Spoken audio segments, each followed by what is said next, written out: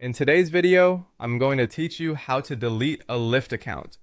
To get started, open your web browser and go to the Lyft website. Once you're there, sign into your account using your usual login method. Make sure you're logging into the correct account before moving forward, especially if you've ever used more than one phone number or email to access the service. Taking a moment to confirm this now can help you avoid deleting the wrong account. After you've signed in, the next step is to find your account settings. Depending on the layout you see, this may be listed as account settings or it may appear under a privacy section. These areas usually contain the controls related to your personal information, account preferences, and any account management options. If you don't see it immediately, just take your time and look through the main account menu carefully. Once you're in the right section, look for the option that says Delete Account or Request Account Deletion. The wording can vary slightly, but the purpose is the same. This is the option that begins the process of permanently closing your Lyft account.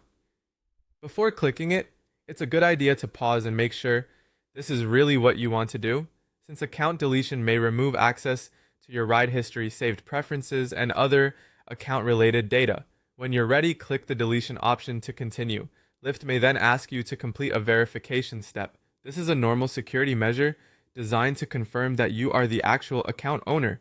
For example, you may be asked to verify your identity through a prompt on screen before the request can be finalized. Follow the instructions provided and complete the verification process carefully.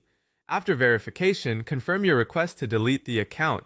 Be sure to read any final messages that appear on screen, since they may explain whether the deletion happens immediately or if the account enters a pending period first. This final confirmation is important because it officially submits your request. And that's it. Once your request has been confirmed, your account deletion process will be underway. If Lyft provides any follow-up notices or confirmation messages, keep them for your records until the process is complete.